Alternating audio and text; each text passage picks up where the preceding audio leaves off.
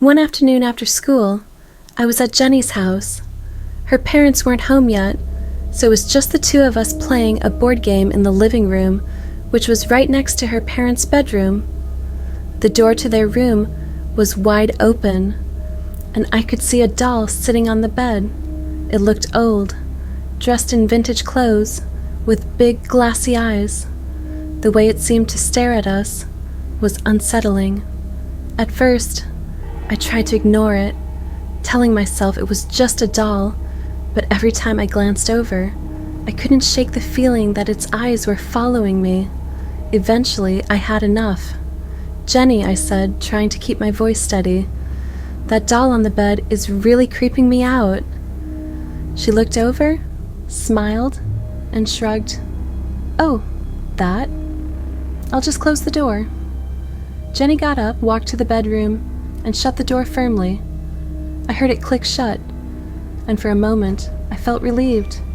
With the doll out of sight, I figured I could relax. But a few minutes later, out of instinct, I glanced up, and the door was wide open again. The doll was back in view, sitting in the same spot, staring right at us. A chill went through me. I didn't say anything at first, but Jenny must have seen the look on my face. She turned around, her eyes widening when she saw the door open. "That's weird," she muttered. "I know I closed it." "I saw you close it," I whispered, my pulse quickening.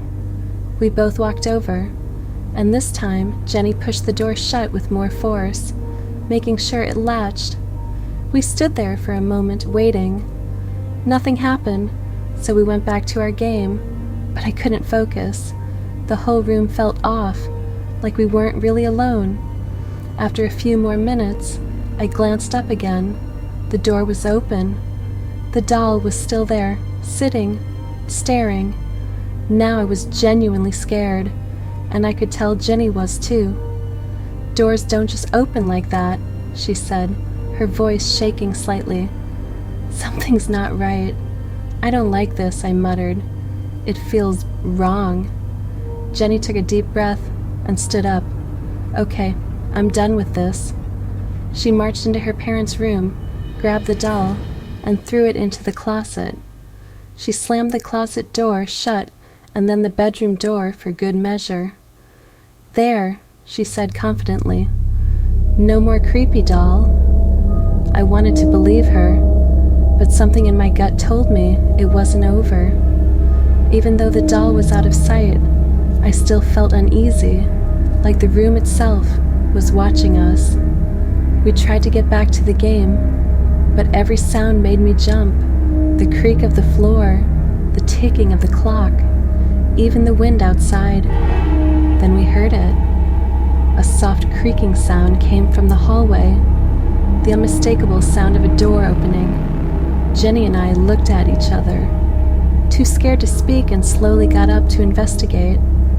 When we reached the hallway, the bedroom door was wide open again. But that wasn't the worst part.